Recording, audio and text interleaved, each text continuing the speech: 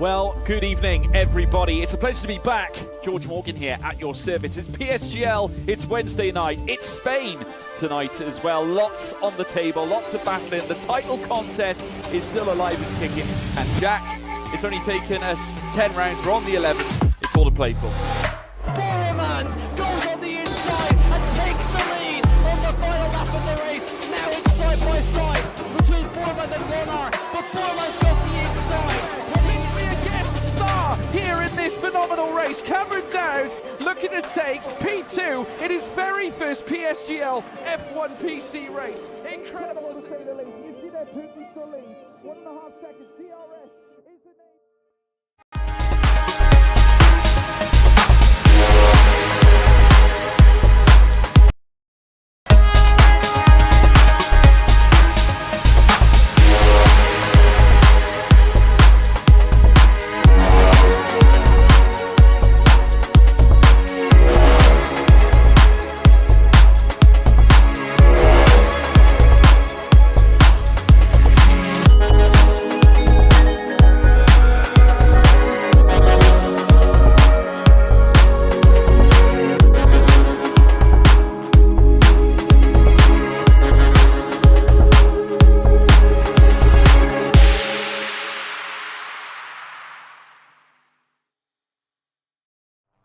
Good evening everyone and welcome back to the Premier Sim Gaming League YouTube channel. Tonight it's the start of a brand new season here in F2 and what a better circuit to do it at than Interlagos, one of Formula One's most storied tracks.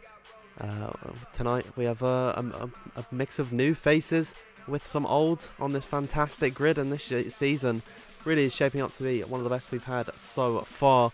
Really looking forward to it. My name is Dan Field. I'm back in F2 PC for the third time now, but for the first time I'm being joined by Nathan Richards. Nathan, how are you doing tonight?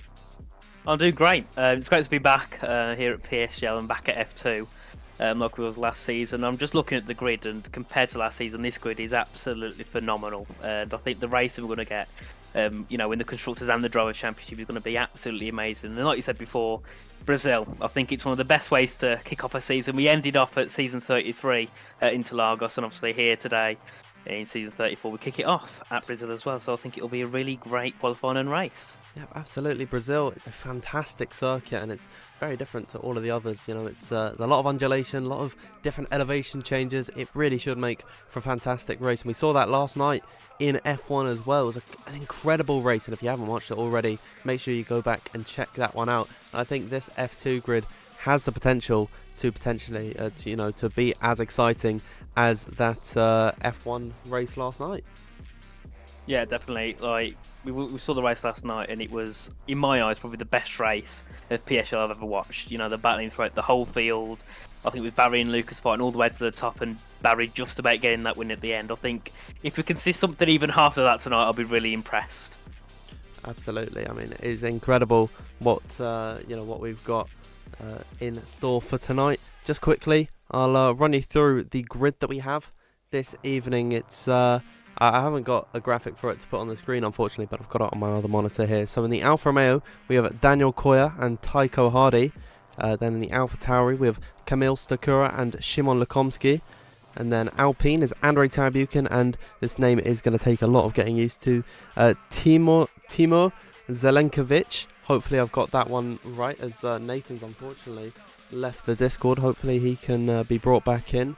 Then we've got in the Aston Martin a very familiar face in Duncan Hofland and Jan Haladej. Then Ferrari is Mirko Soriano and Jonah Martins. Zada van Dijken and Joost Noordijk are in the Haas. McLaren is Harvey Cohen and Legend Rosenberg. Then Max Wiesel and Floris Vyers in the Mercedes. Red Bull is Tamas Gal and Bence Jabbo-Konyi. And then lining up the Williams, Yannick Schmidt and Sergio Sobrino.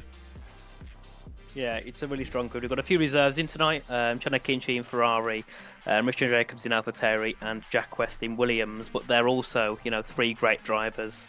So, yeah, I can't wait to get it underway. And I think, looking at the grid normally, before a race, I'll say, right, I'm going to go for this driver to be on pole. But there's that many people, I really can't decide who I think has a chance of taking pole today. I really don't know either. I mean, there's so many names that I'm very familiar with, and I also don't know at all. There's so many guys that are going to be big question marks for me because, of course, I wasn't a part of the main PSGL series last season. I was taking a bit of a season break.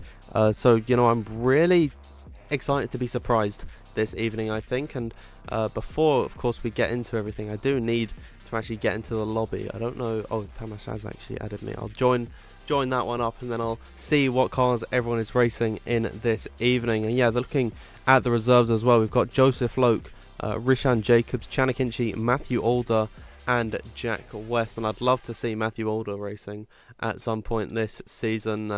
He is sort of a PSGL legend of sorts, stemming back into the early 20s, even in the teens, ages ago on the old games. And I really would love to see Matthew Alder racing at some point. If you are watching, Matthew, please come back to us. But Nathan, talking about qualifying here, of course, it's the short format, 18 minutes of a qualifying session. That's very short, of course. It's definitely going to create some urgency. Definitely. I think, you want to get out there, get your first bank laps on because of how short the circuit is and how little corners there are around here. It's really easy, to make the grid really close together. I could see the top 10 being within 1/10 of a second, 2/10 of a second of each other. So you've got to make sure the margin for error is absolutely zero. You cannot afford to make one mistake at all. Around longer tracks such as Spa, you can mess up 1 or 2 corners and still be on pole. Around here, you mess up 1 corner and that could you be in the bottom 10. So you've got to really, really nail every single corner. And obviously with everyone competing, really close when it comes to the final runs, I think that's where we'll see people really, being in the mind of there's nothing to lose and they'll be pushing really, really hard. I think the first couple of laps, we might see people not pushing as much just so they can get some decent bankers, and the final bit, I think it's going to be a really great end to qualifying. Yeah, absolutely. And speaking of qualifying, we are about to get underway for the 18-minute short qualifying session with such a high-speed grid. It is definitely going to be one of the closest qualifying we're going to see this season, given how short this track is. We're going to see laps in 1 minute 7. I forgot what it was. It was like 1 minute 7. 7-1. Yeah, 171. 171. That's going to be the time to beat. Apparently, I'd be mightily impressed if we see anything better than that. I'm very unfamiliar with Brazil on this game. We've only raced it a handful of times, but it is certainly going to be one to watch out for. I think we're about to get ready to go into qualifying, so we'll join you trackside at the other end of this ad break from a quick word from our sponsors at GT Omega.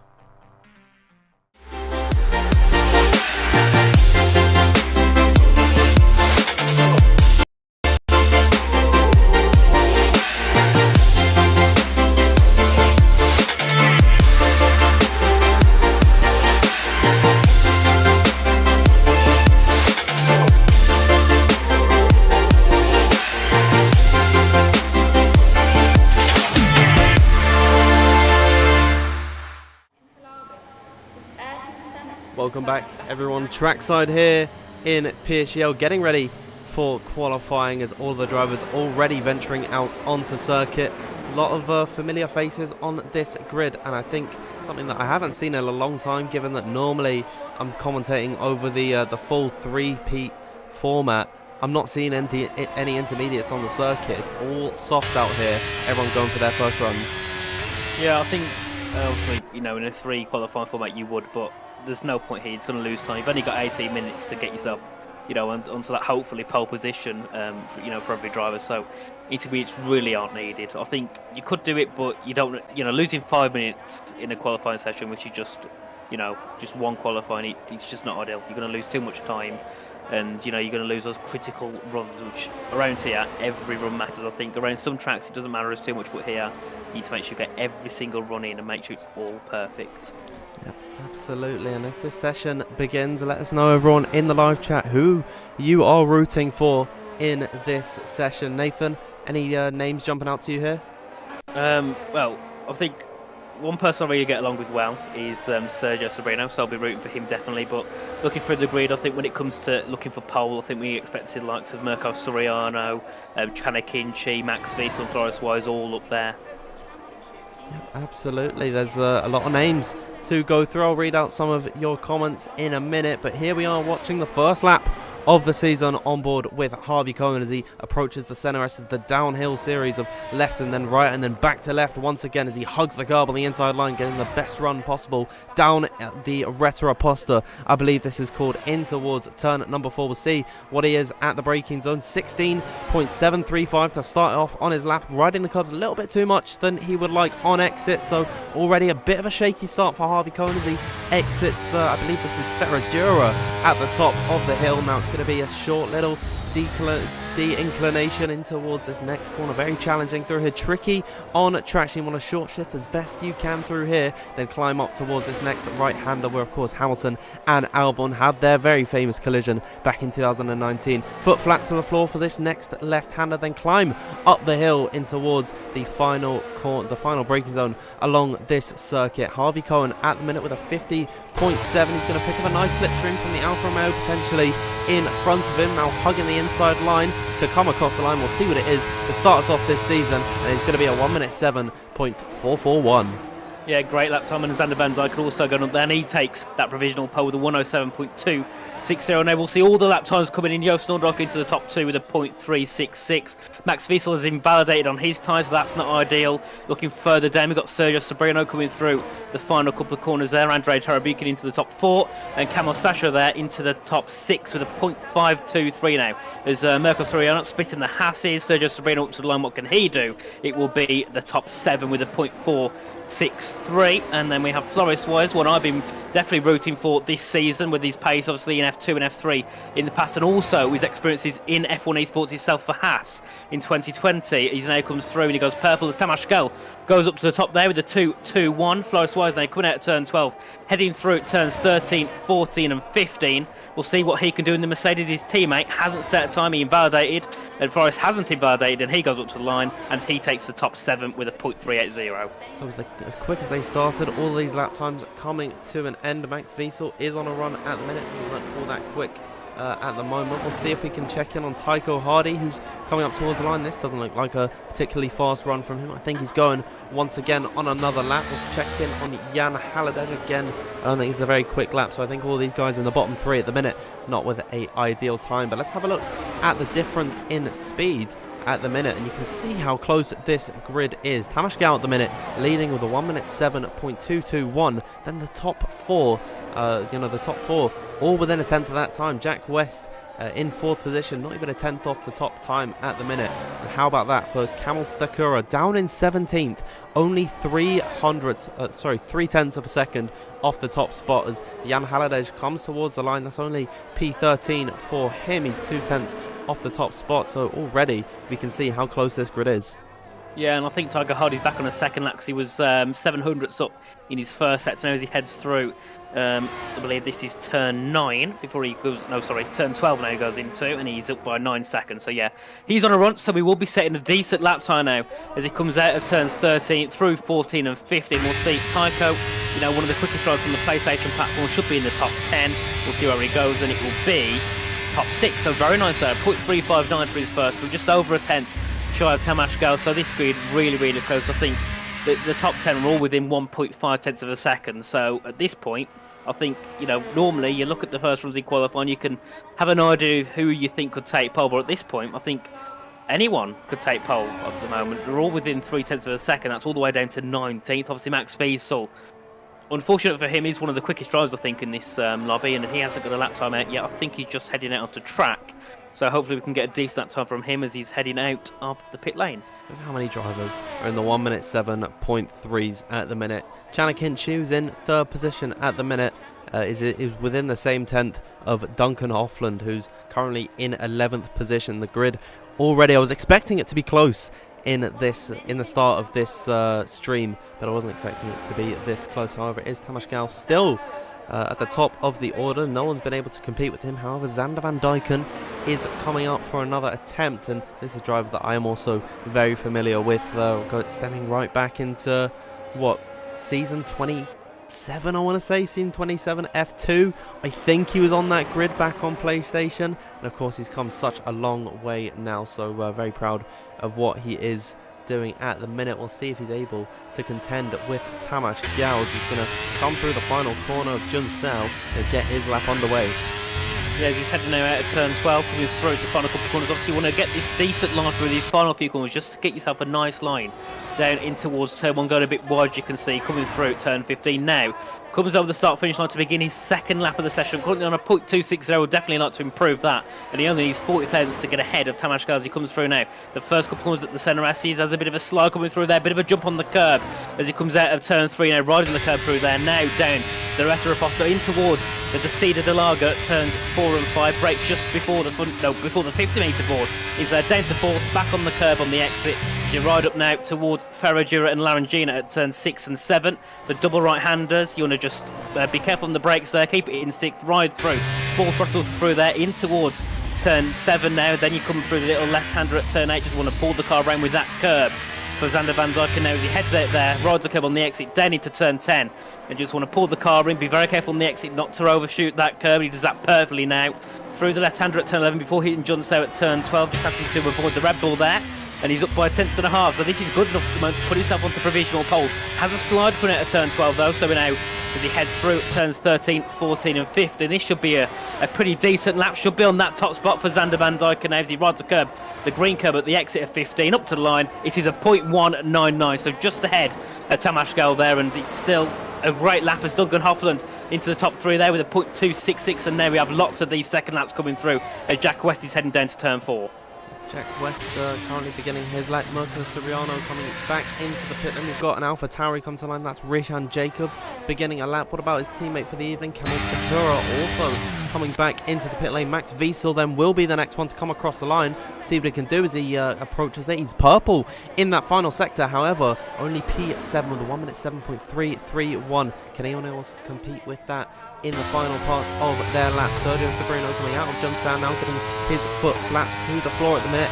Hard on the accelerator. He's going to get to open up the DRS. He goes underneath the Qatar entry Airways gantry. Now coming through the final corner to complete his lap, Sergio Sobrino only P18 with a 1 minute 7.463. There's a whole heap of cars now coming through the final sector. One of the McLarens of Legend Rosenberg as Jack West comes to the line to go top of the order. He'll go ahead of Xander Van Dyken by 0.03 of a second. Tamas Gal has unfortunately come into the pit lane. His teammate Ben Charbonneau's found himself going into 4th position. We've got an Alfa Romeo towards the line. I think it was Daniel Coyer just beginning on his lap. His teammate Tycho Hardy is coming through the final sector, I believe, to begin another lap here as all of these mid points in the qualifying session laps come out. We still see Jack West at the top of the order, Xander Van Dyken in P2, but impressively enough, I think, Nathan, Tamas Gal, who's only set 1 lap in this session, still remains in P3.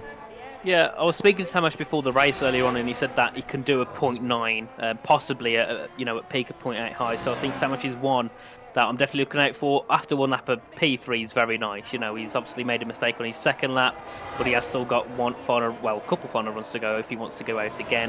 And Legend Rosenberg, I'm on board with him now as he's coming out of turn 12. I expect to see him higher than 19th. Legend, we're looking over the past couple of seasons of PSGL, normally near that top spot, and he's actually heading into the pits. So at the moment, McLaren having a really poor qualifying, sitting 18th and 19th, but the opposite end, Red Bull sitting 3rd and 4th with Tamas and Bench, which is really nice. As Sergio Sobrino has popped himself into the top 7 with a .277. So at the moment, the top 7 all within roughly about a 10th. It's between the 2 teammates at Williams, Jack West and Sergio Sobrino. Max Wiesel's a surprise to see him down in 9th, and Forrest Fires as well. A surprise to see him down in P12. I think that was Tycho Hardy into 7th and A with a 2.75, just 0.02 quicker than Sergio Sobrino. I think around many tracks, when you see a couple of thousandths of a second's improvement, gap between drivers, it's quite rare. But around here, it's not a surprise to see drivers in 3 or 4 thousandths of each other. As there we are, Timo Zelenkiewicz into 9th at a .278. That's 3 thousandths between P7, 8 and 9, which is really close. I suppose we're at the midpoint of qualifying now with just 6 minutes to go. As we still have a few more cars coming through. Kamal Sasha up to the line. I believe he's about to start a lap as he heads into turn 1. Yeah, at the minute we are sort of coming towards the end point of this qualifying session. I believe Chanakinchi has just come to the line. I think he's beginning another lap. But everyone watching in the live chat at the minute, I think now is the time before we see the final laps coming in. Let us know who you think is going to be taking pole position and what you think the pole time is going to be, and I'll read out some of your answers. Jan Halliday to the line goes to the top of the order with a 1 minute 7.154. We are once again inching ever so closer to that 1 minute 6. Is it going to be Tamas Gal's turn to come across the line? I think he might have just begun a lap. There's still that little glitch where it actually doesn't show towards the end of an out lap. They're actually on a run at the minute. As Harvey Cohen comes to the line, he's also just beginning a lap. Joost Noordijk is in the final sector at the minute. He's looking like on a decent lap at the minute, currently on a 1 minute 7.268. Let's see what he can do then as he comes up towards the line. He's also beginning his lap. So it seems like a lot of guys are sort of just, getting their times in as early as possible. And Mirko Soriano's to the line. 1 minute 7.133. And Nathan, look at that. How many drivers on the 1 minute 7.1? The top 5. Yeah, it's a great start, and Flores Suarez coming up to the line, making Higo into the top 5 with a 184, and I think also Max Wiesel was coming up to the line as well. He's coming through the second sector. Kamil Sachara into third, 2 thousandths back from Jan Halliday. Great laps there from those two. As Max Wiesel's coming through the middle sector, he was up by 50 thousandths of a second in the first. He's now coming down in towards turn 10 before hitting turn 11. We'll see.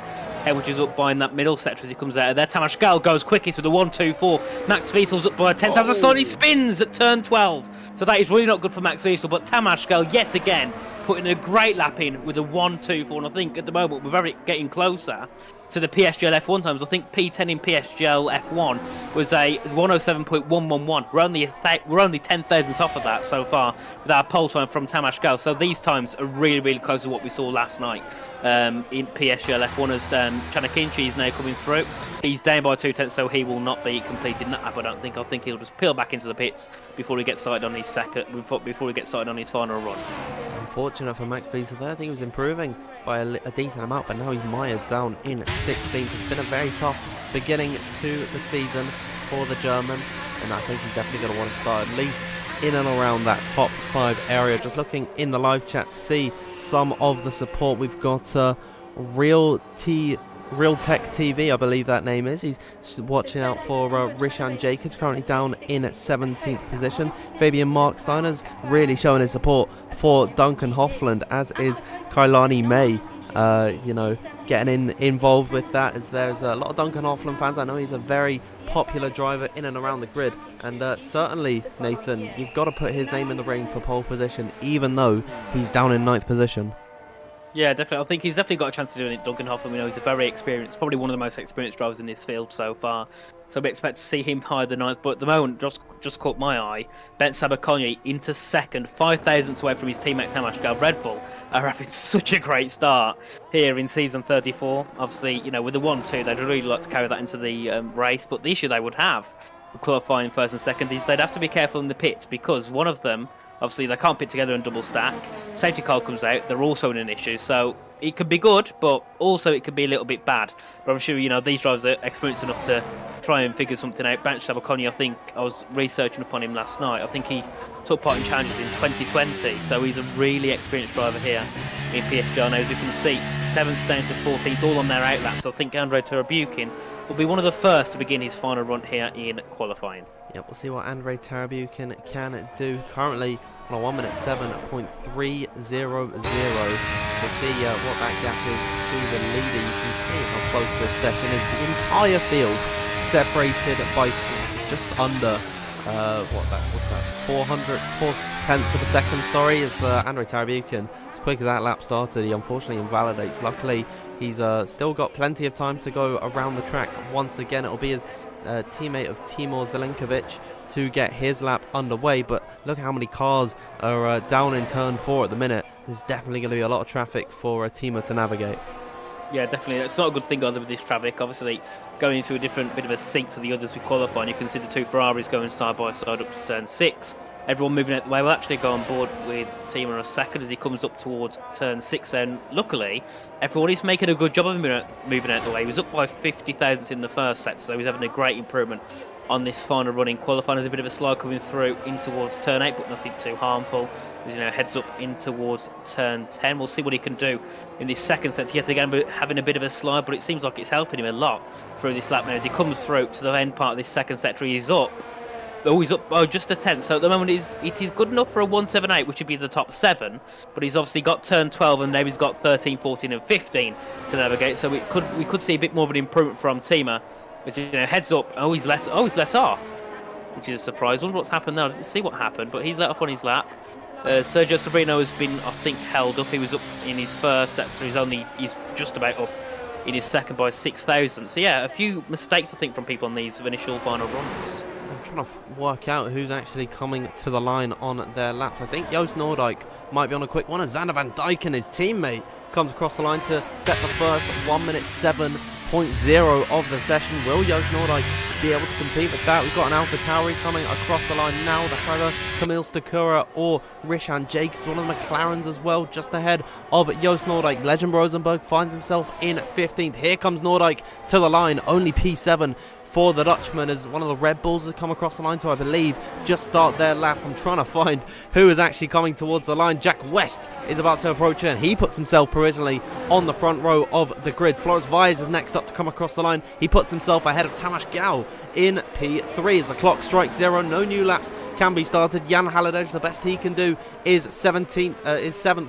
Arendari Tarabukin now next up to cross the line. He puts himself on the exact same lap time as Halliday with a 1:07.134. One of the Ferraris up next. That's Chana Kinchi coming up towards the line. He's not had a go qualifying so far. The best he could do is P9. Next up will be Matt Caviezel in the Mercedes, also really struggling so far throughout this session. Currently on 1:07.331, coming up towards the line now. We'll see what he can do. It's only P13 for the German. Very disappointing way to blow out in qualifying. Unfortunately, Rishan Jacobs invalid on this lap. As who's up next is Xander Van Dyken not pushing. That means we have to look to one of the Red Bulls. Tamas Gal has unfortunately fallen at the final hurdle, and he has invalidated that lap time. Mirko Soriano then will also be coming back into the pit lane. Duncan Hoffland then is next up to come across the line. Can he challenge his fellow countryman? And it's a disappointing P14 for him this evening. Ben Jabakoni can only manage P4 on his final attempt, and I believe that is every lap over and done with. Harvey Cohen not pushing at the minute, neither is Legend Rosenberg, so I do believe that leaves Xander Van Dyken starting on pole position ahead of Jack West in P2. Flores Vyers rounding out that top 3. I'm looking through. 2nd to 12th is 0.04 of a second. That is absolutely phenomenal. And Xander Van Dyken, considering how close the grid is second to 12, would have been second down to the back. He took pole by over 0.5 of a second, which is a really good lap for him indeed. A 0.050. Many drivers were looking to challenge that, but they made so many mistakes on their final runs. People invalidating, people having to let off. But I think, for me, one of the biggest talking points is Max Vettel then in 13th. That is really not where he wants to be at all. Well, we say 13th, but that's only 1.3 tenths off pole. Yeah, it's not a bad time whatsoever. I mean, look at how close this qualifying session is. Almost the top 10, separated by 1/10 of a second. You can see 8 drivers within 1/10 of Xander Van Dyken. And just look at how close that was. I mean, 2nd, 3rd and 4th, what is that, the same lap time from Flores Vyers and Bent Jabokoni? It indeed is a 1:07.119. The exact same lap time for those guys. The gap between Suriano, Halliday and Tarabukin, 1,000th of a second. Joost Noordijk and Harvey Cohen doing the exact same lap time. Tycho Hardy is just 2,000th ahead of Sergio Sobrino and Zelenkovic. It is an incredibly close end to qualifying. And I think, Nathan, that only means one thing, that this race is going to be absolutely fantastic. It will, and I think also another thing that's going to make the race really good is that we've got the different tyres that come into play. We've got the hards, mediums and the softs all making an appearance now in the race. So I think strategy will also be another talking point. And another talking point is the fact if it stays dry. Does it start wet? Does it end wet? We don't know. But I think this race is going to be really interesting. By just looking at the grid now, with all the times, we've got 4 people in sets of 2 with the exact same time. I think this is going to be a great race. And I think you look at, I'd say the top 13, any of those could win this if they have the right strategy and the right race pace, because everyone is so close together. Yep, you can see the grid on your screen. We'll run it through once we get into the race, but I'll bring you back into the commentator's corner to get the rundown on that qualifying session. Xander Van Dyken starting on the pole position with Jack West alongside him. Nathan, I can't really say I'm too surprised given, how much experience both these guys have. Yeah, I think it's great to see those in the top 2. I think the top 10, it's full of so many experienced drivers. And yeah, I just normally before the race I'll call who I think will win, but at this point I can't. I generally have no idea of who I think I can win, because I think everyone in that top 15 exactly can do it. And obviously we're starting dry, which is a great thing. We'll get to see in the race what people will use in terms of tyres. We might see some people go for the hards. We might even see some people think, right, we'll start soft, work our way up to the top, try and build a gap, and going from there. So I think it's going to be really interesting with strategy. But another talking point for us is that there is no formation lap. So yeah, we'll get straight into the racing. Wow, I didn't know that we weren't doing a formation lap, but I'll bring us then Nor me. right back into the game scene. You can see we're just waiting for everyone to get their strategies locked in. I can see some medium tyres in at the Ferrari garage. That's Mirko Soriano potentially starting on that set, but it's looking like we're getting the lights on already. Here we are then for the start of this Grand Prix. We didn't have a countdown. We are underway here in season 34, and it looks to be a good start for Xander Van Dyken. Approaching turn at number 1. Jack West going to have to cover off to the inside of Floris Vyers. Floris Vyers going to look to go around the outside of the Welshman, heading in towards the center. S is now in the curve at El Sol. They're all going to run single file. A little bit of contact further back behind. That's Chanakinchi, and I believe Max Wiesel. Tycho Hardy has been involved in there. Ben Jabakonyi looking to send a move on Floris Vyers. Couldn't quite make that opportunity work at the end of the first sector, but as they climb up the hill towards Ferragura, Xander Van Dyken still leading from Jack West head of Floris Vyers. Ben Jabakonyi once again getting his elbows out, trying to make a move on Floris Vyers, but to no avail at the minute. Yeah, and look at the tyres. Everyone's on the hards, all the way down to 10th. Then we got Tima, Legend, Sergio, and Richard on the soft, and then we've got one driver on the mediums, which is Max Wiesel, who's dropped down to 19th position. There was an incident at turn 1 as I think the grid all of a sudden separated into 2 down at turn 2, so I'm not sure what happened there. As we look further down, that's Christian Jacobs getting through on Sergio Sobrino, but I'm a bit keen on to see what happened with Max Wiesel as he sends a move into John Seb at turn 12, just sends it up the inside there of Chanakinchi, but back up to the top. I think it's dying down slowly for now, but Tamas Gal is starting to gain a lot on the back of his teammate. Can't make a move. That's Timo Zelenkiewicz now. He'll be charging throughout the field on those soft compounds of times. We've got people pitting. We've got I believe that is Duncan Hoffman, Sergio Serrano, Daniel Coyle all into the pits there, obviously suffering some sort of damage on the opening lap, which is really not good for them at all. As far as Wyatt trying to get closer to the back of Jack West, we'll see. Can he get Jack West into turn 4? Obviously on the same compound of tyres, none of them have an advantage over each other. And there we are, Floris Wise backed out that as he knew he couldn't get close enough. As Edgen Rosenberg also working his way up the field, he's now to the top 12 as they get through there on Joost Noordijk, and Timo Zelenkiewicz now gaining right to the back of this battle as Richard Jacobs getting through on Joost Noordijk as well into Ferragura. So at the moment these soft tyres are having such a great advantage at the start, as we've got Harvey Cohen there looking to try and open move around the outside. Again, how they turn on, they force each other off the track a bit. That allows Timo through. Timo's also going to look for a move there on the back of Jan, but can't get through. Looking back further up, Mirko Soriano getting right to the gearbox there of Tashgal, but that Ferrari just can't get away through. And I think he's quicker, but he just can't make that move. Obviously the Red Bulls are going to be working together to defend there from the Ferrari. At the minute, it seems like the leaders very comfortable in their position at the minute. However, there's plenty of drivers on a set with soft compound tyres further back behind. Timo Zelenkiewicz once again going to make a move, this time around the outside of Jan Halliday, really putting those softs to work, but that advantage is not going to last forever. Richard Jacobs with the fastest lap of this race, proving that the softs are really the tyre to be on at the minute, but of course they're going to have to pit a lot earlier than these hard runners, and later on in the Grand Prix they'll have the weaker tyre compound compared to the leaders at the minute, so do take this all with a pinch of salt. Duncan Hoffman into the pit lane once again. Something really has gone wrong on his car, and he's, I'd imagine, going to fit a set of the hard compound tyres, potentially go to the end of this race. That could be a very bold strategy. He looked like a genius if it worked, but it's certainly going to be an uphill battle. Indeed, it is the hard compound tyres going on for Duncan Hoffman. We'll check back in with Xander Van Dyken at the minute, still leading the way from Jack West with Floris Vyers in tow behind. However, the crucial thing, DRS has been enabled, and this is the best overtaking opportunity heading in towards turn number 1 at the center S's. Will Jack West get on the loud pedal, get on the battery, open up that DRS and go for the move? Doesn't look like it for the time being. He's happy to sit behind Xander Van Dyken as Timo Zelenkiewicz now gets past his teammate. Never mind, Jack West going to send it up the inside. Xander Van Dyken not with much defence in towards turn number 1, and West leads this race. Yeah, and Jan Halliday there, just looking for a move on Andrei Tarabukin, his teammate. Tima got through, but Jan just couldn't get into turn 1. He was a little bit too far back, couldn't make the move into turn 2, and now this is giving Harvey Cohen a great run down in towards turn 4, and that's also Xander Van Dyken getting very close to the back of Jack West again now in towards turn 4. Flores Fire is also just sitting back, not really keen to make much of a move. He's just, I think, just letting these two battle, sitting back, not worrying too much about the tyres. As we have Harvey Cohen fighting with Jan Halliday through turn 6 and 7, now in towards turn. Can he get through? Yeah, no, he can't. He has to go for a bit of a wider line. Can't put himself through. His Legend Rosenberg now fighting with Camel Sashra. Down in towards turn 8 there. Camel with the inside line now. That gives Legend the inside line. And Legend on those soft tyres puts himself into P11. Now Richard Jacobs will also be looking to get through his teammate Camel Sashra. We'll be able to see surely the Elf Terriers will work together and just let Rishan through because he is quicker.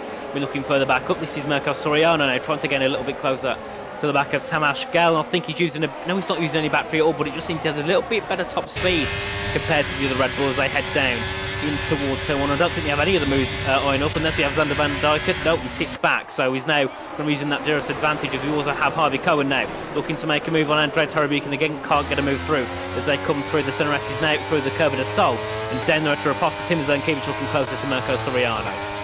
At the minute, lap number 5, DRS is in full effect, and it seems like some guys wanting to get the elbows out. Jack West kind of slow at the front of the order at the minute. That is to be expected, given that he doesn't have the luxury of being able to open up that letterbox at the back of his car. That's allowing for Xander Van Dyken and Flores Fires, Ben Abercrombie, the likes of that, to get close to the rear of him, but not quite go for that move, because of course following in the wheel tracks of another driver, it's essentially punching a hole in the air, and so it allows for you to conserve your battery, conserve your tyres, and just sit pretty until the opportunity arises to go for a move. So Xander Van Dyken and Flores Vires playing this very smart at the minute, not taking too much out of their hearts, as Harvey Cohen, very interesting place to go for a move. He gets Andrei Tarabukin off the exit of Yun Sao, and it seems like Legend Rosenberg still trying to make things soft work. He's now on the back of Jan Halliday heading in towards turn number 1. Andrei Tarabukin making a move on Harvey Cohen as we speak as well, getting him back in towards the first corner. So one McLaren's moving up, the other's moving down. There sitting in 9th and 10th place at the minute, but at the end of the 5th lap, onto lap number 6 they go. I think these soft tyres beginning to die out a little bit. Yeah, the top 6, I don't think they're going to have changed around too much, and I think Tima now, you called the likes of Mirko, Tamas, Benz, I think they're really, really quick drivers compared to some of these who are down in the bottom. So I think Tima's going to have a lot of trouble trying to get through in the likes of Mirko and Tamas, as Tamas was actually getting very close to his teammate through in towards turn 6, as Harvey, yet again, getting close to the back of Andrei Tarabukin. But yeah, I think these top 6 for now will stay pretty much the same. Legend Rosenberg getting close to his teammate. I'm sure Harvey might just let him through because obviously, Legend at this point is going to be quicker. I think when we see these tyres get to around 6 or 7 laps, we'll see them start to die off. But for now, I think they're still got that bit of advantage, as also Mirko Soriano went really wide at turn 10. And actually, that's Team is like keeps up the inside, down at turn 12. Puts himself up into the top 6. What a move there. I think he just caught Mirko lacking. And now we have Andrei Tarabukin looking to get through Mirko Soriano as well. And also looking to get through on his teammate down to turn 1 there. That's Andrei nearly off the track. Into turn 1. Can they get ahead of the two of them? Well, that's close into turn 1. They're going 3 abreast. Mirko just keeps ahead. Tima's going to try and fight back. That's Andrei at the inside at turn 2. Bit of contact with the 2 Alpines there as they come through. And Harvey Cohen there looking to get himself ahead of Andrei Tarabukin. Then into turn 4. And Andrei still getting closer to his team. I think Mirko Soriano has just got away. And still, these 3 going to battle through hard in towards turns 4 and 5. And what a battle between these 3.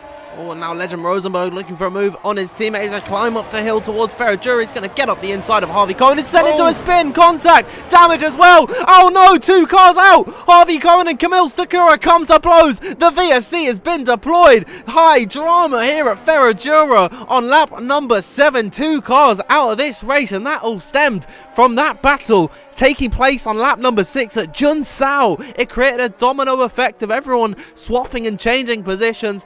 Someone got it wrong somewhere along the road. There might have been a bit of contact between the 2 McLarens, and unfortunately Harvey Cohen just sent into a little tap. Nowhere that Camille Stakura could go, and we've got our first retirement of this PSGL season. That is so unfortunate for the pair of them, running in a decent position on a decent strategy, and that is going to bring them to a cold stop. But I guess now, Nathan, surely the soft runners, they have a free out here. Yeah, and Max V still pitting as well from the medium. So we got Reshan, Max, Legend all into the pit lane now. Team Zelenkiewicz staying out, but this is good for these softer compound runners because they obviously have an advantage here. I think like the pit stop time is like nearly cut in half or something under a virtual safety car or a full safety car. So this is actually quite good for these now. Max and Legend onto the hards along with Reshan. But the issue is now they've got to take these tyres they've got to take them 28 laps, which is quite a stint on these tyres indeed. So they're going to struggle near the end unless they're hoping for a safety car near the end to swap onto a set of softs. I'm not sure. But 28 laps is going to be a long stint for these. So I think they're going to struggle heavily near the end. But for now, they have got that slight advantage as Sabrina looking to get through on Daniel Carr. Obviously, the softs versus the mediums at this point between these two. Sergio with the DRS, he's was P16, so nothing too much at the moment. And I don't think they managed to make a move. No, they don't. So Sergio sticks just behind Daniel for the time being. Duncan Hoffland is still sitting 18 seconds back after having that pit stop on the first lap. I think he might have made a couple of pit stops because other people pitted as well, but they still come out ahead and they're 18 seconds ahead of Duncan. As we now head down back into turn one, the two teammates of Red Bull getting very close together. This is Bench and Tamash, and also we have Xander yet again getting right to the back of Jack West, but this is helping Xander a lot because he wants that DRS advantage. You can see the battery usage for those two is pretty good as well. The top three, all with over 90% battery. Bench Sabakonyi is on 67% and Tamash on 80%, so the top five, all with good bits of battery, but yeah, Bench has used a lot more than the others, so he'll be at a slight disadvantage if the likes of Tamash and Mirko want to try and make a move. But I think for now, pretty safe for the top five. Floris, you can see he's eager to get through, but he's just being patient. If you just send a move now, that could send a move on Xander, that could lose them 6-7 tenths to Jack West. Jack breaks at the DRS, then that's them two done. So I think Floris' tactic now is just stick behind. We know he's got the pace from qualifying in the race, so I don't know what he could do. Maybe he goes for an undercut. Obviously, the undercut we know is good at the at the start of a stint. The end of the stint, the overcut works like we saw with Barry last night. That overcut in the end did work at the start. He dropped down to near enough the back of the field. So it's going to be interesting what the drivers do. Is actually the Red Bulls now getting very close together. I think Tamash let off a bit. So Bench and Tamash working very well together as they head down into turn one. But I think at the moment we have a bit of a die stage of the race. Actually, no, we don't, because Xander Van Dyken goes for first place into turn one, gets ahead of Jack West. But yeah, I think apart from that, we start to get to the point where everyone's just settling in with these tyres. There's no, obviously the softs don't have much of an advantage. So I think, yeah, everyone's going to try and calm down as we head down to turn 4. A little bit of a twitch off the exit of turn number 1. I thought maybe Jack West was going to have a little half think about going for a move potentially down at the end of the Retroposter, but he thought better of it, allowed for Xander Van Dyken to lead this race for the first time since, the third lap of this Grand Prix. So Jack West definitely is just going to try and save his tyres at the minute. He's done well to keep the battery at 92%. We'll have a look at the rest of the order. It seems like everyone has got a decent bit in the battery. Ben Sabakoni, as you said, Nathan, he doesn't have all that much. However, that is pretty easy to regenerate. There's a lot of heavy braking zones along this circuit, and so shouldn't really be too much of an issue later on in the Grand Prix, as Mirko Soriano thought about going for the move on Tamash Gal, and Tamash Gal running a little bit wide and getting onto the curbing. A little bit of contact between the pair of them. Mirko Soriano's really been getting his elbows out so far in this race, and now onto the rear of Tamash Gal, losing touch with the top 4 at the minute in this race. Mirko Soriano, I think the DRS train sort of being in effect didn't allow him to go for that move, as Joost Noordijk gets himself into P9 ahead of Jan Haladej. They are fighting for the minor points paying positions, and yeah, at the minute it seems like this race really has calmed down. Jack West gets close to the rear of Xander Van Dyken, but doesn't go for the move heading in towards turn number 4, and it seems like they're all content at the front of the order. Yeah, I was just looking in the chat, and Bondrax was asking where Josh is. Unfortunately, Josh is taking a bit of a break this season due to a couple of reasons. So he'll hopefully be back next season, but he's a reserve, so we could make an appearance. And I just saw someone join the lobby and leave the lobby. I don't know if we saw it on stream, but if so, yeah, I don't know what to say. I don't know how to say it politely, but oh, the joys of people. I have an idea who it is. But yeah, I'm not going to throw any names out there. Yeah, I did see it at the bottom of the screen, but yeah, people can be immature if they want to be, as we'll get back into the racing action. Xander Van Dyken still leading the way from Jack West, and West really doesn't want to go for this move at the minute. Xander Van Dyken is inviting him. He's going slow down the straight. Jack West having none of it, and he's going to stay behind in P2 for the time being. No one really does want to make moves at the minute, and it is a bit interesting to see because, you know, why not if you're in that sort of third, fourth I'm losing my words here. When you're in that third or fourth or fifth position, why not try and go for the move on your rivals? If it's in a sort of not risky place, you know, why not send it? And I guess these guys, you know, they're a lot more experienced than you and I, Nathan, and they're a lot better at the video games, so I guess they've got their plans all worked out. But I think we're just in that little bit of a lull period that we sort of get in league racing before, once the pit stops come, that's when it's all going to kick off. Yeah, I think we saw the great couple laps. Actually, Mercos was on up a move on Tamash there. Tamash got a bit squiggly on the curb at turn 11 again as they come down into turn 12. But yeah, I think we get to a bit of a dull point. The pit stops happen, and it's even more chaos than it was on the first lap.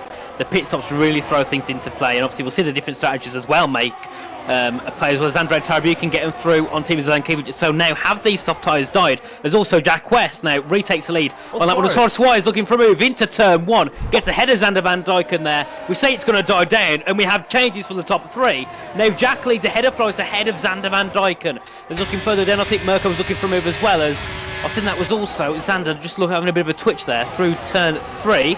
As we now come down into turn 4, Chanakinchi making a move on Joost Noordijk, and now the drivers are really getting their elbows out. As soon as we say it's going to die down, well, all hell breaks loose. I think maybe the main objective of these guys is not to win this race, but it's to make the commentators sound stupid, because as soon as we say that you know, nothing's going to happen and we're going to have a low period until the pit stops come, and that's going to be a while because they're on the hards, and then they just do that. Now Jack West leads this race. Floris Vyers, ever the opportunist, goes for the move on Xander Van Dyken, pulls off a worldy send up the inside, and Xander pays the price for it. He's now down 2 places into third position. Still, it's a very respectable P3 and a podium at the moment, but it seems like the top 3, they've got the pace over everyone else behind. Ben Jabakoni beginning to slip away off the back of Xander, and I think before that sort of battle kicked off, there goes Flores now from lead of the race ahead of Jack West in towards turn number 1. Joost Noordijk getting back through on Chanakinchi.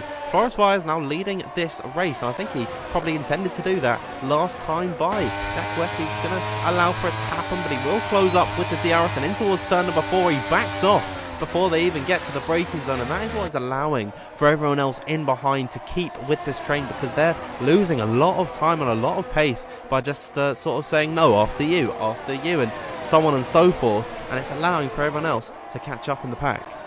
Yeah, I think we're getting to the point now where pit stops will start to be, you know, the drivers will be starting to think about the pit stops. Red Bull have got to think heavily about their, same as Alpine.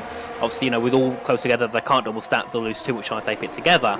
But yeah, I think the top 4 will be starting to think now, when do we pit? Do we go for the undercut? Do we go for the overcut? Because they can both work. It worked for Jarno, the undercut, and the overcut worked heavily for Barry last night. So I think any of those strategies could work, but it's just about, I think, the skill and the experience of the driver who's behind the wheel. As we now head up through turns 14 and 15 with the top 2. So yeah, I think we'll start seeing pit stops lap 16 onwards, and then we'll probably see them until around lap 20-21. I think that's when we'll see the final hard runners pit. As we head into turn 1, Jack West there was going for a bit of a dummy, I think, into turn 1. Moved out to the inside, then pulled back out before the braking zone, and he still lets Flores keep the lead as we head down the Retro-Aposta back down to turn 4. And I think now we've got Andrei Tarabukin getting involved with this little battle as Chanakinchi trying to get back to the trying to get back through on Joost Noordijk down to turn 4, but I've noticed they've got a 2.3 second gap. I'm not sure how that's happened, but that is a drastically big gap, and that's really ruining, you know, for the likes of Joost, Chan and Jan, because they're going to be really far behind as the pit stops start to form, and obviously with the DRS with them not having the DRS, they're just going to start losing more and more time to this train ahead of P8 to P1.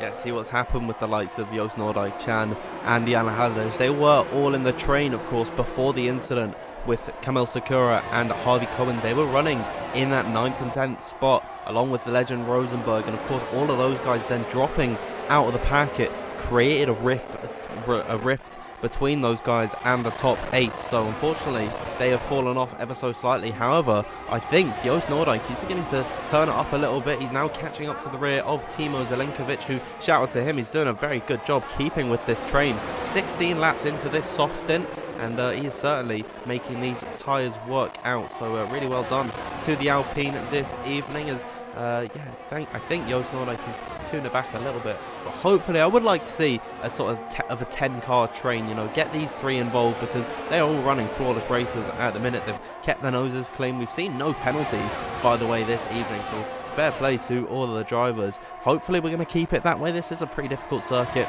to actually get penalties on, but I have seen it happen. And of course this is F2, so you know, you've got to expect at least someone to venture off the circuit. But yeah, so far 16 laps into this race, we're approaching the halfway point, Nathan. It's been a very clean race. It has. I think we've had the incident with Camel and Harvey, but apart from that, I think the battling has been absolutely pristine between every driver, and patting the back to all of them that have been involved in these battles. Obviously, we had so many people trying to charge through on softs, and you know, obviously, sometimes when you have that advantage over others, you can get a bit eager. You might break a bit later, that can cause an incident. But they've all made it through really well now. As we have a bit of a battle. This is Mirko Soriano and Tamas Gal, then it hit in the wall at the inside of turn 15, puts himself into the top 5 there, and Timo Zelenkovic now into the pits onto a set of hards. And I think Tamas there just tapped the rear of Mirko Soriano. But for Mirko, that was a move that was long awaited. He tried so many opportunities before, couldn't make it work. But look at Tamas Gal, literally nearly going off track to get back through, but I think Mirko's defended that well as they head into turn 4, and there we are. So yeah, Mirko Soriano now splitting the Red Bulls in P5, and I think we've also got a battle with Trana Kinchi and Jan Houday trying to get themselves through on Yosunoda, because they've dropped back from that little train. There was 1.8 seconds back, then they had 2.5, so I think they've had another bit of a battle.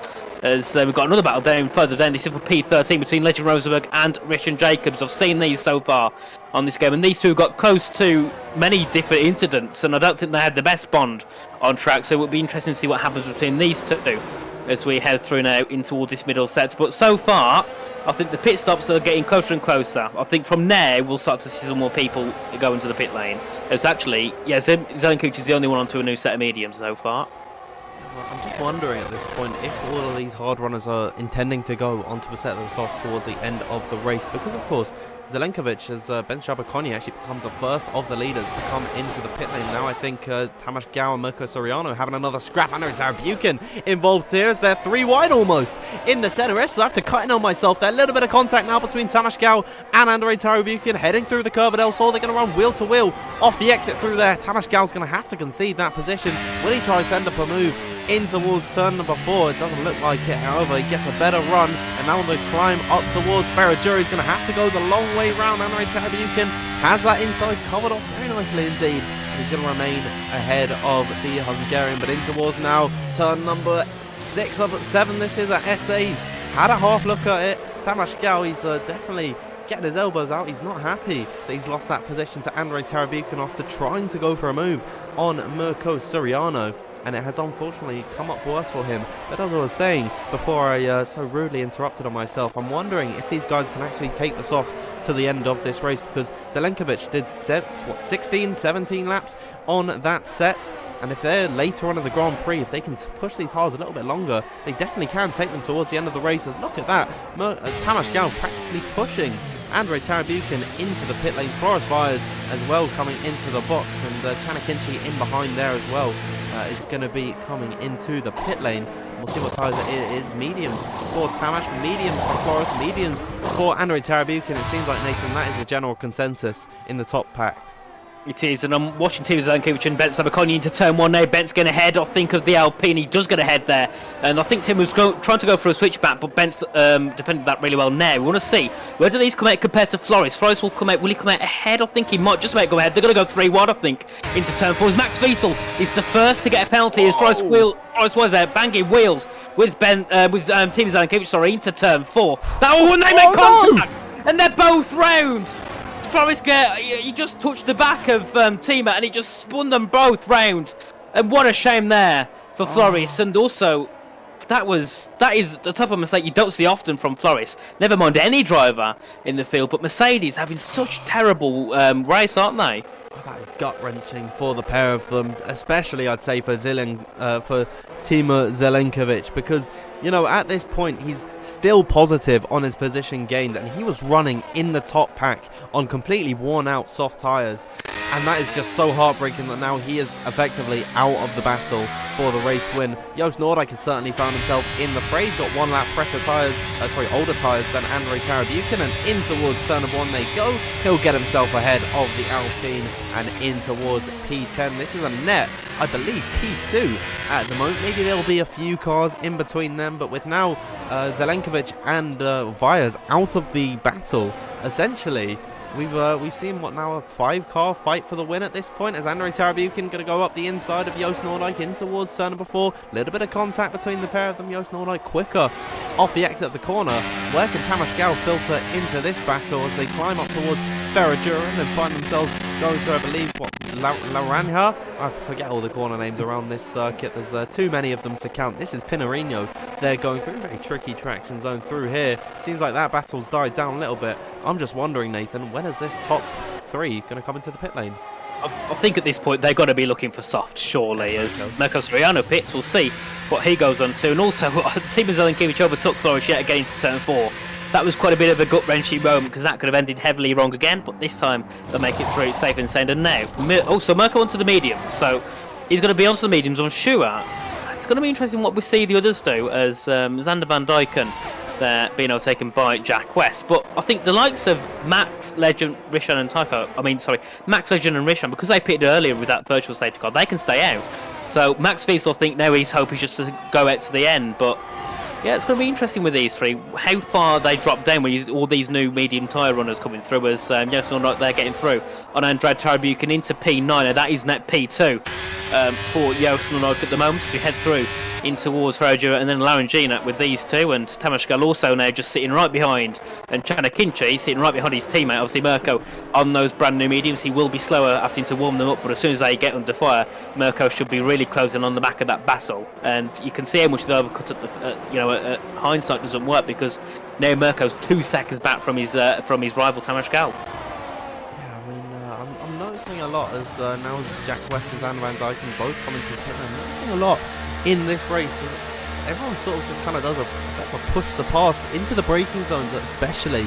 They're always just bumping into the rear of each other, and at some point I think someone's going to pick up some damage in the fray, as we'll have a look at Andrei Tarabukin on the back of Joost Noordijk. He's not going to go for the move in towards this corner. We'll see where Jack West and Xander Van Dyken filter out into this battle. We'll actually watch the Williams off the exit of the corner, and he is going to find himself in P12 behind now Chanakinchi. Andrei Tarabukin is going to get himself ahead of Joost Noordijk. The undercut has worked, an absolute treat for these guys. However, at the end of the race, they're really going to be feeling it with the tyres, where the likes of Jack West and Xander Van Dyken, Mirko Soriano to an extent, they're going to be feeling very nice indeed. So it is just a little bit of a waiting game to see where everyone actually truly is in terms of positions, but I think the leaders at the minute is Legend Rosenberg, Max Wiesel, Rishan Jacobs, Tycho Hardy yet to pit, then Bent Abercrombie, then Tarabukin, and so on and so forth. It's just a matter of when and where these guys will catch them. Yeah, I think the realistic net lead is Bent, Andre and Joost, but still Legend, Max and Rishan do have it, as there we are. The official leader, Jan Hardy, now heads into the pit, so he'll go into himself, should be a new set of medium tyres, as we've obviously seen everyone do that trend. And Tiger Hardy says that has he made a move this one? No, it was Ben Sabakonyi, getting through on Tiger Hardy down at turn 1 to put himself up into 4. So now he's on the back of these hard runners of Legend, Max and Rishan, who have pitted. So obviously, Benz has to get through on these to win, because they will probably stay out and try and make this work.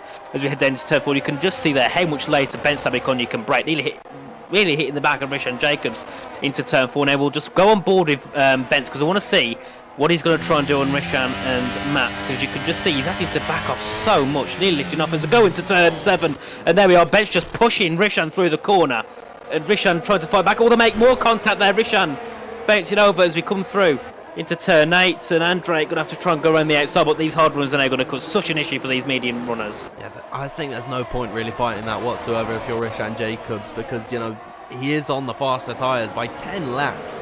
And on the mediums as well. Andrei Tarabukin is going to have a much easier time of getting through, but something's happened there, because look at that. I think Joost Noordijk is sent up the inside, as has Tamas Gal. Andrei Tarabukin down a number of positions, now heading in towards turn number 1. They're 3 wide, potentially 4 wide. Contact down the main straight, but in towards the braking zone they go. Rishan Jacobs leading the way. Tarabukin up the inside of Tamas Gal. Joost Noordijk, bit of a spectator in this frame. Now they're going to run Noah's Ark style, 2x2. Throw cover Del Sol they go. Andrei Tarabukin has got himself back up ahead of Joost Noordijk and Tamas Gal, and now he's on to the rear of Rishan Jacobs. Can he make that move stick in towards the corner at turn number 4? 4. So close to contact between the pair of them. Rishan Jacobs holding on by a thread, but he manages to keep that car straight. Joost Noordijk now trying to find a way through. Ben Chabakonyi, meanwhile, escaping up the road. He gets through on Max Wiesel. These guys have no intention of pitting. There goes, I think, Joost Noordijk around the outside of Rishan Jacobs, and Tamas Gal's going to make it 3 wide through Pinarino. He's onto the grass, the Red Bull, and in towards Bico de Pato they go. Mirko Soriano all of a sudden with 2-lap fresher tyres, and Tamas Gal is able to make that move stick as he runs back onto the circuit off the grass. Joost Noordijk's able to escape up the road. Soriano's back up the inside of Rishan Jacob. It is pandemonium at the minute on lap number 24, and somehow in all of this, Mirko Soriano has been put once again behind Tamas Gal. Jack West appears out of nowhere. He spawns at the final corner. I don't believe this. They're 5 cars, 6 cars fighting in towards the first corner. Nathan, what are we seeing here? This is absolutely mental as we come out of turns 2 and 3. The 2 Ferraris fighting together now for 7th and 8th.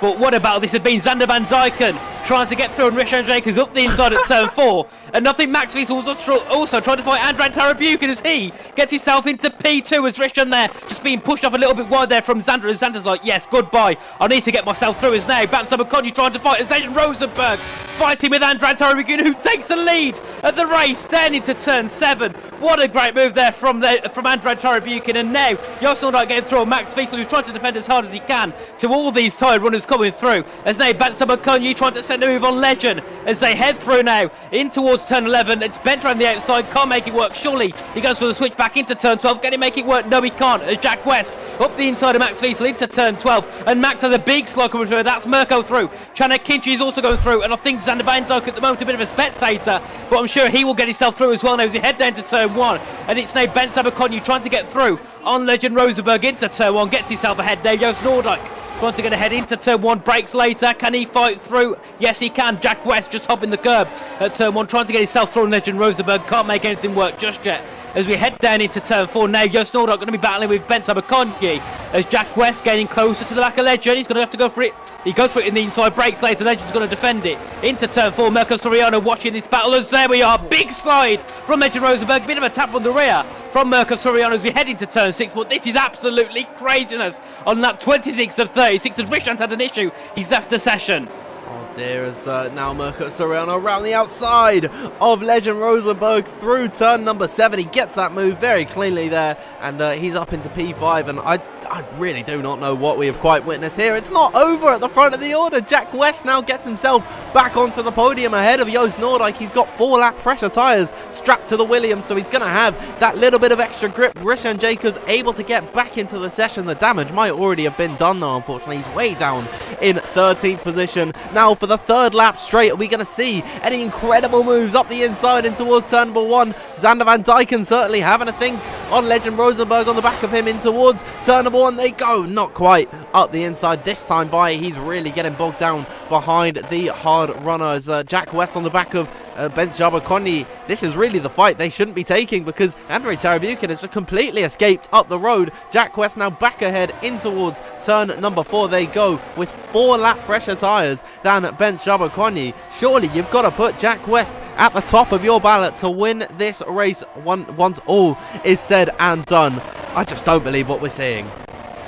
Yeah, bit of contact there as Joost Noordijk gets through on Bents, and then we're watching Tamas get through on Legend Rosenberg. Bit of contact between those two times, and make more contact, and that's Tamas Gel round after coming into contact there with Legend Rosenberg. Jan Harday up into P9, but that has failed so heavily for them as Legend Rosenberg gets back ahead of Tamas, and then Tamas hitting the back of Legend slightly as they come through into turn 10. What a shame there for Tamas Gel. There's so many drivers losing out on positions. Tima, Floris, Tamas, they all dropping down the field after their own little incidents as Mirko Soriano trying to get through on Ben Sabakonyi down into turn 1. They go side by side. Mirko's ahead, and I think we're going to have another battle between Tamas and Legend and Tygo Hardy as we head down to turn 1. Tygo defending, can't make anything work now as Tamas Gal going to go around the outside. Can he make it work on Legend Rosenberg? Not just yet. He's going to have to go for a bit of a switchback. Legend there really slow through that braking zone, so surely now we're going to see Tamas Gal to try and go for it as that's a move from Jack West into turn 4.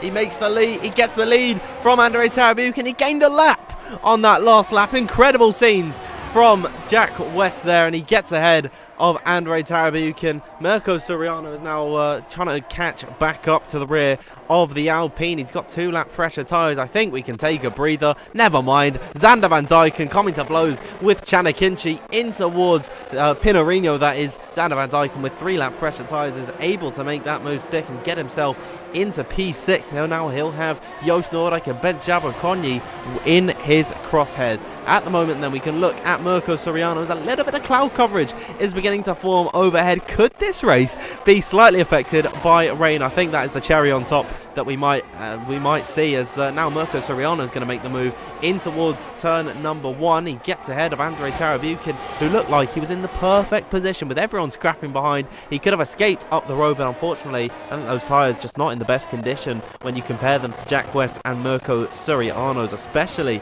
with how much he's had to fight his way through the field. I think they've got to be screaming at this point.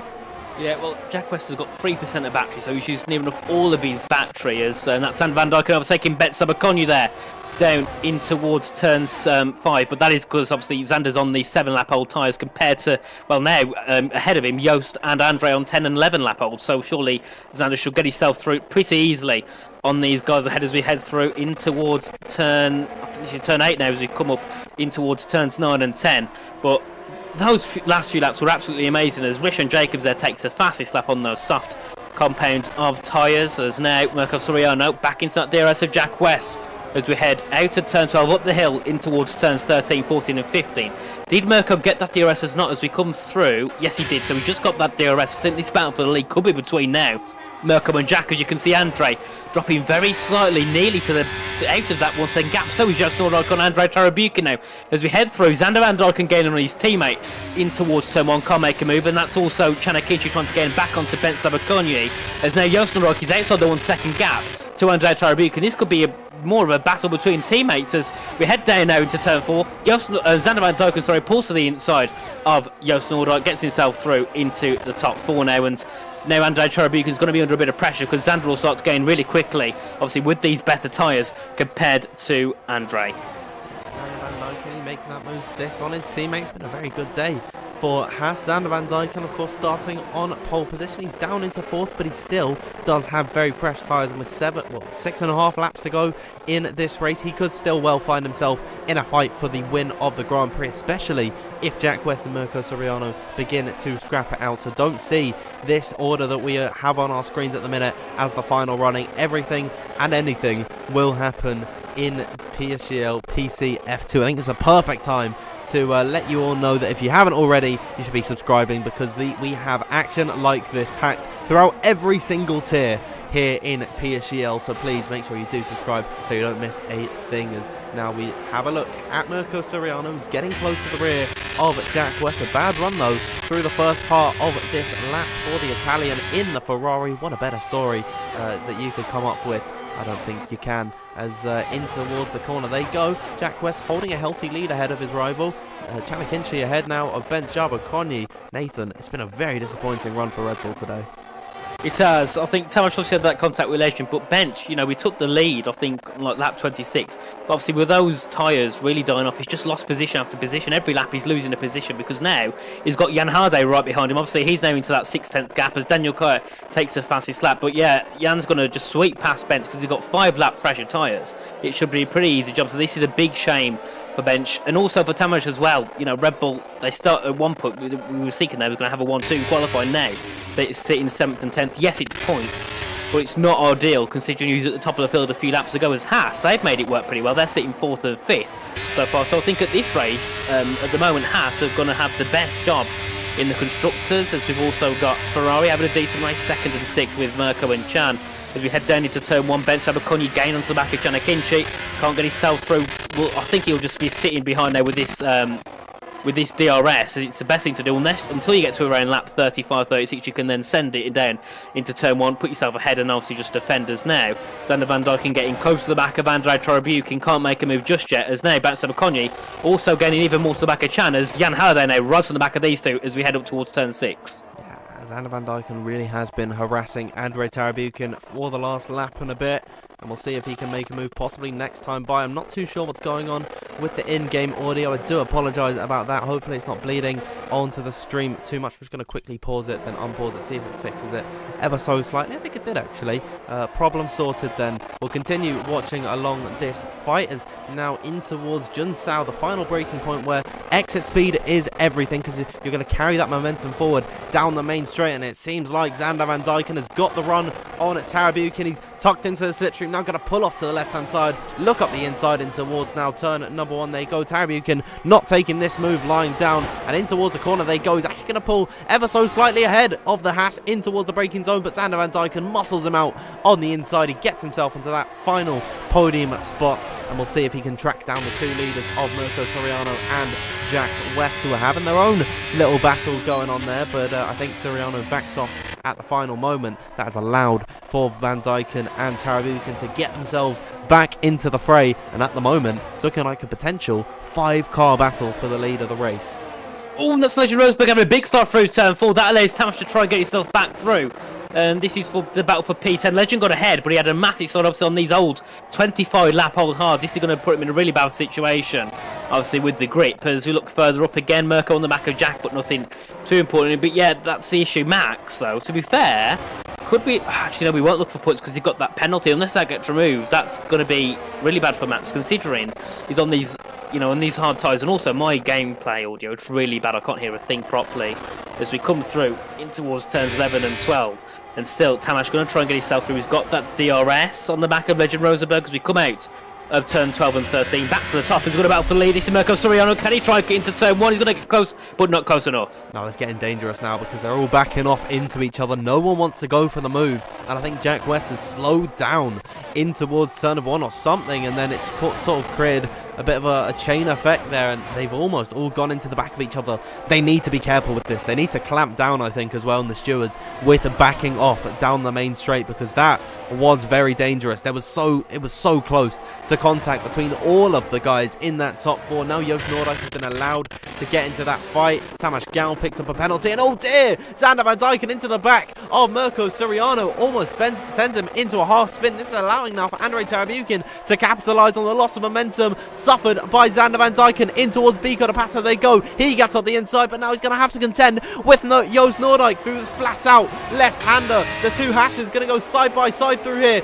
Into Junsao they go. Joost Noordijk is going to get the better of his teammate, and now off the exit, will any of them go for the move in towards turn number 1? Xander Van Dyken losing plenty of positions in this race. It really has been a scrappy one so far as the clouds continue to form up ahead. We are on lap number 35 of 36. Nathan, it's going to come to a head soon.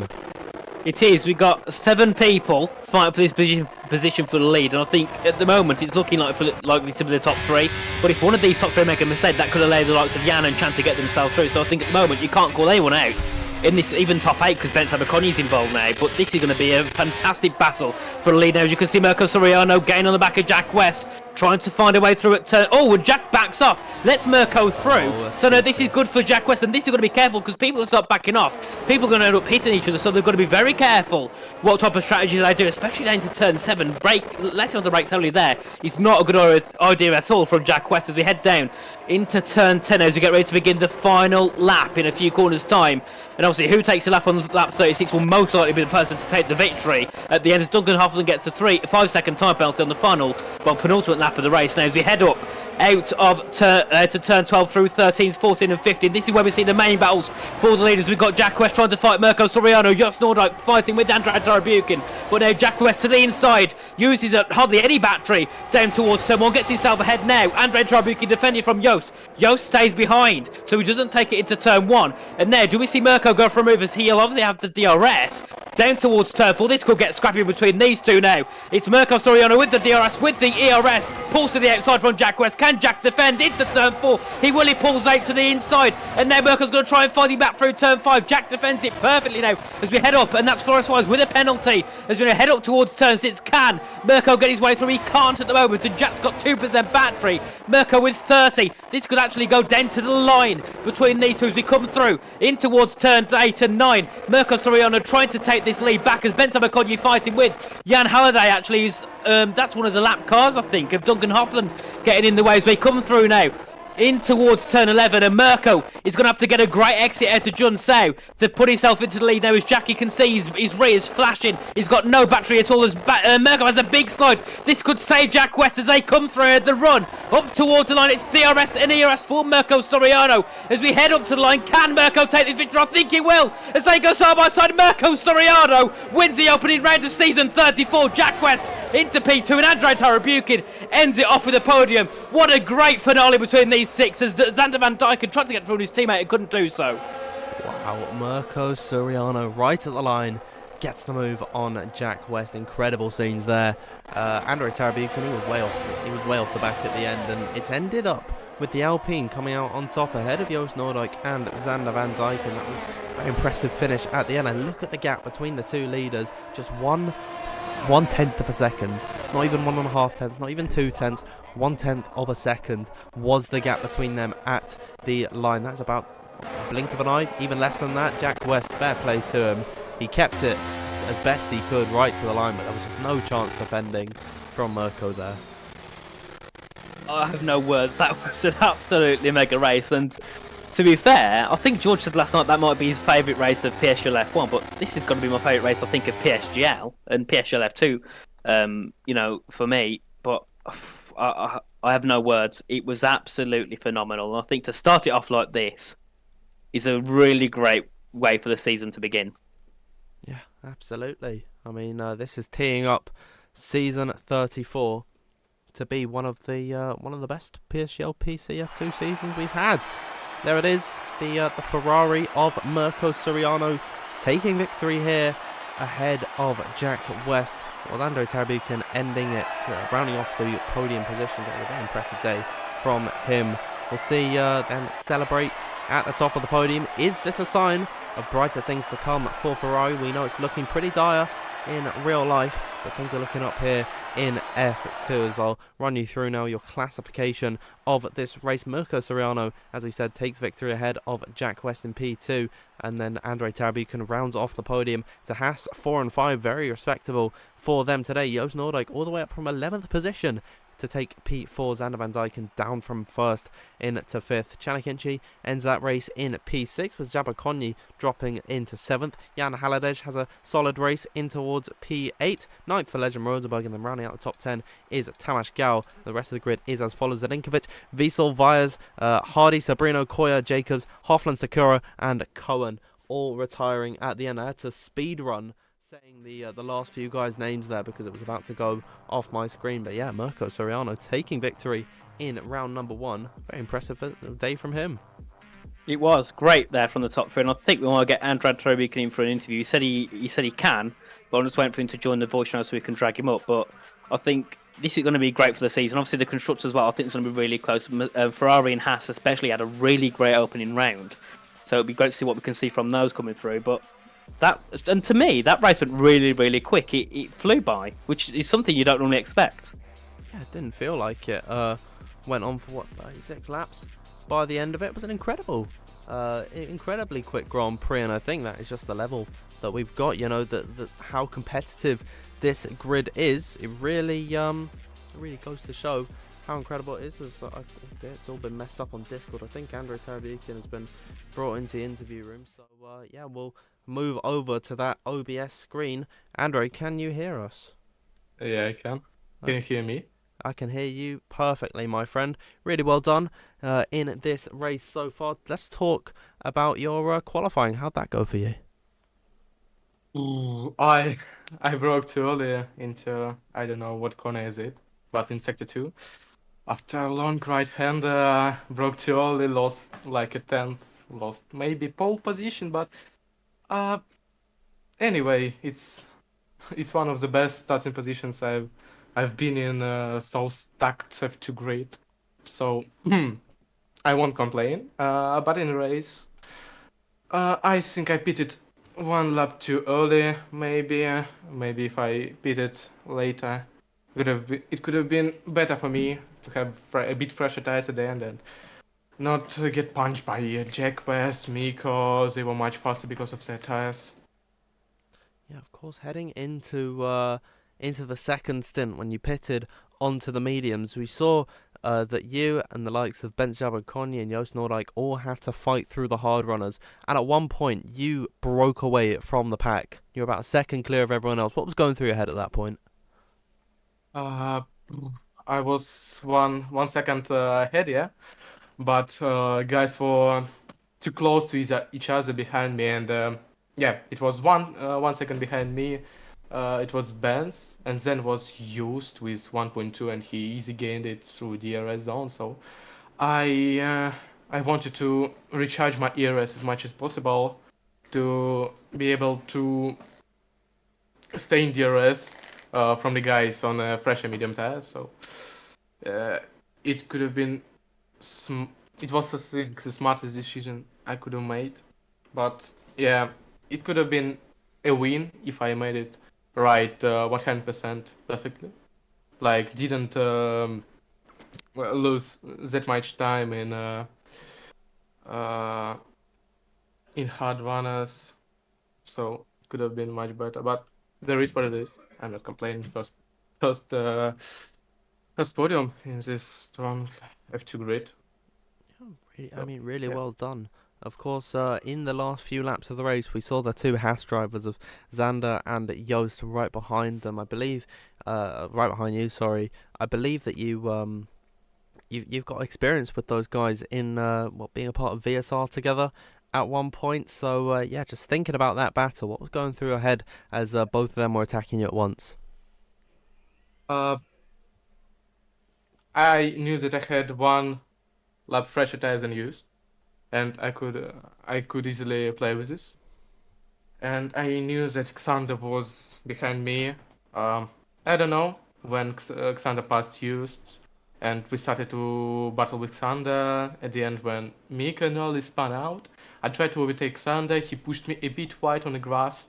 I tried to send it, and I don't know, but my car went a bit straight. I don't know why, because I had a feeling through my force feedback that I got a bit hit from behind. I don't know what was it on a translation, but I had this feeling. I don't know, maybe it's brilliant F1 game, but there is what it is. That's what I felt, and yeah, I'm really sorry for Xander, but yeah, there is what it is.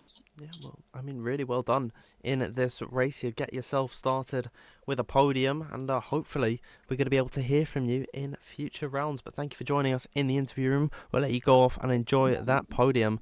Thank you, Andrei Terabyukin. Yeah. Thank you guys for commentating. Bye. Thank you. All right. I think we have yeah. one more person in. Yeah, we got Mirko, Mirko. welcome in. Hello. Hello. So, great victory there. First victory of the season. Best way to start off any season at PSGL. Explain what happened near the end. There was so many people battling for position. Did you think at that point you could take that victory? Obviously, you were sitting in 6th or 7th, you thought your way all the way through.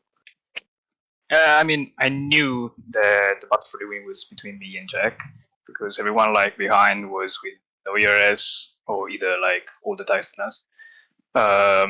So it was just like, I don't know, managing the position, the ERS, and knowing when to attack. Jack tried a move in the middle sector in the penultimate lap. He let me go, and then I was like, now we have to redo again the strategy, because I had a clear strategy in my head, but as soon as he let me pass, I had to like elaborate again. So I let him pass in turn 1, tried to overtake in turn 4, and then I didn't pass him. So my all hopes were on the last straight. And I lost the car in the last corner. I was like, nah, I lost it, and then I managed to get him before the line. Yeah, and you qualified in the top 6, so I suppose P6 isn't the most ideal situation, but obviously fighting well through, I think you was definitely one of the quickest on pace throughout the race. Do you think you could have done anything differently? Well, I suppose mainly in qualifying. I mean, yeah, quality was not ideal. The last lap, the last one I had, I hit the grass in turn 1, so it was gone like after turn 1. And then in my fastest lap, there was like 20,000 slower than P2, and it was P6. The gaps were crazy. Yeah, I did a bit of mistakes in the middle sector, of course. So I mean, quality was not like really ideal. But as soon as we hit the drop off on the hards, I saw I was a bit faster than the guys ahead. I mean, like both Red Bulls were struggling in the middle sector; they were all sliding away. So as soon as I had the chance to overtake them, I did. And then it was all about the strategy and ERS at the end. Yeah. And one last question before I let you go. Do you think we'll see any more race victories from you this season? What? Sorry? Do you think we'll see any more race victories from you this season? I hope so. Well, that's a good thing to hear. Anyway, Mirko, thanks for thanks. spending your time by joining us, and we'll hope to see you next time. Yeah, thank you. And Dan, I think we have one more person. Yep, Jack West. GG Jack. Bye bye.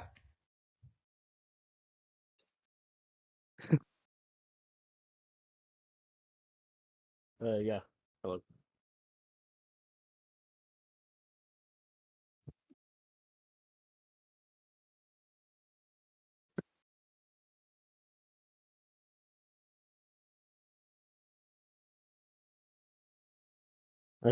I saw my first sector and I saw it was quite good, so I did the middle sector quite cautious because I knew it would have been quite a good lap. And really, I was quite happy to sit in second anyway. So P2 on the grid was, I was quite happy with that. I didn't really mind about not getting pole.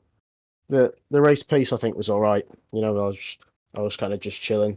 But I think really what costed me the most was the ERS I used to overtake Xander on the in lap, because you saw at the end I didn't have enough ERS to keep Mako behind. And really, I'm quite gutted that I didn't win that race because I was on fresher tyres than Mako. And I think if I didn't use as much ERS overtaking Xander, I would have been able to drop him out of DRS when he was overtaking the traffic. So yeah, that's obviously something I can work on. But really, I'm just quite happy to pick up 18 points. Oh no, it's not 18 points, is it? But I'm happy to pick up P2 anyway.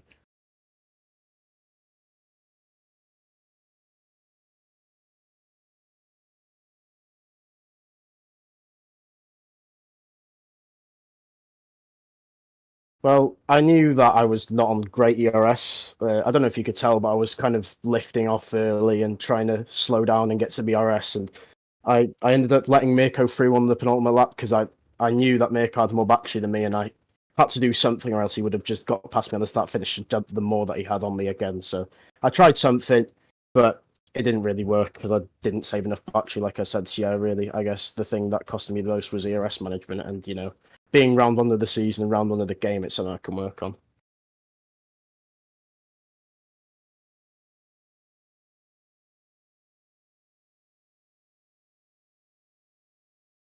I'm a reserve, so we'll see. But hopefully, if I do enough races, I can, put at least a decent title fight. But yeah, it depends how many races I do and how many of the full-time drivers turn up.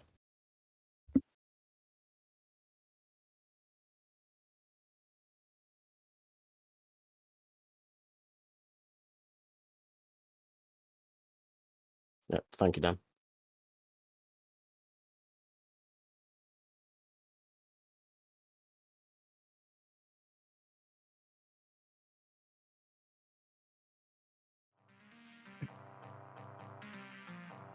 Yeah, it's nice to have a bit of an in-depth conversation with them all about how the races went, which I think, it's the kind of thing we don't normally see. Obviously, they was all in different situations, so it was nice to hear what happened for them all. But yeah, I think it was a great race. It's calmed down heavily now. I feel really tired and my voice is gone, but that was a really good race, and I'm really glad that's how season 34 started. I think we had the first openings in 32 and 33 at Spain. Nowhere near as interesting as this race today. I think it was a really great way to start it off, and if we can keep this type of racing and competitiveness throughout the season, I think this is going to be, in terms of my country, on course to be one of my favourite seasons.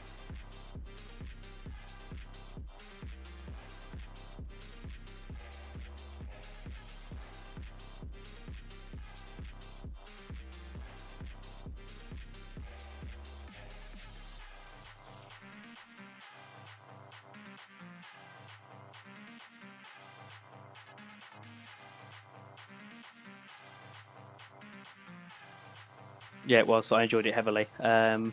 So I don't know if there's anything else you want to say, but from my end, thank you everyone for joining us today. It's been a great race, and it's been great to see everyone in the chat interacting with us, and we hope to see you all next week. I've been muted this whole time. I was muted the whole time on open. I muted myself to have a drink of water, I think. during. I've just noticed it on my OBS there. Oh, that is shambolic. I'm not. How long have you been muted? Oh, it's just since the end of the interview, so it's not been that bad. But whoops, sorry everyone. And I didn't. Oh no, I was muted during Jack's interview as well. Oh dear. Sorry about that, everyone. I'm a little bit rusty here in PSGL, but as I was saying before, I guess I have to repeat myself at this point. No, was it all of the interviews, or just? I hope it wasn't all of the interviews. I think it might have been just the one. Fingers crossed. Fingers crossed. that is the case. But yeah, as I was saying before, I mean, the stewards definitely going to be a little bit busy tonight, given there was a lot of incidents that went on this evening. So, I think some of the issues do need to be ironed out, because it can't be like this all season. Even though it does make some fantastic viewing, but it definitely does need to be fixed up in the next few rounds. However, all in all, good race. Yeah, I loved it. 10 out of 10. Absolutely amazing.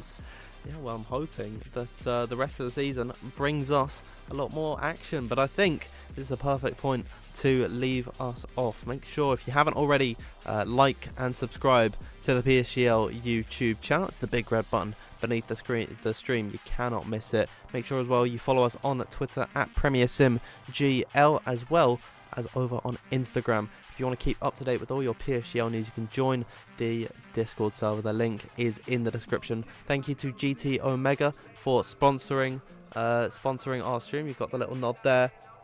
I don't personally use the cushion. I know that Nathan does.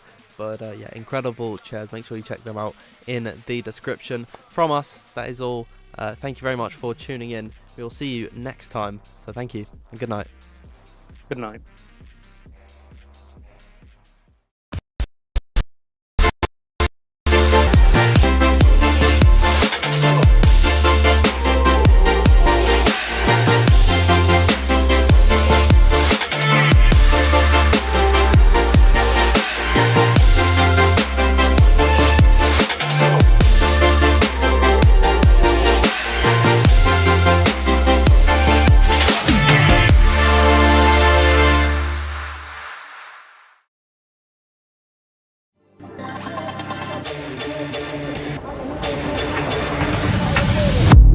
Desperately trying to hang on.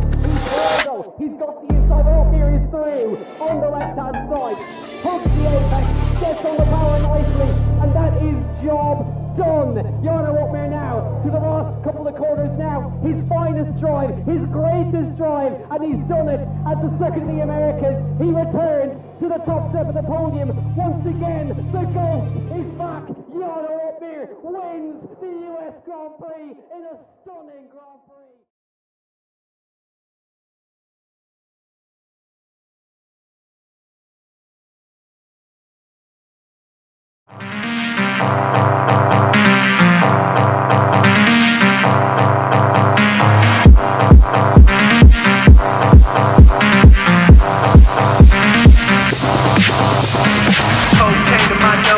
Got rose in my cup though. Started climbing my pole, she got me locked in on cup though. Cocaine in my nose, got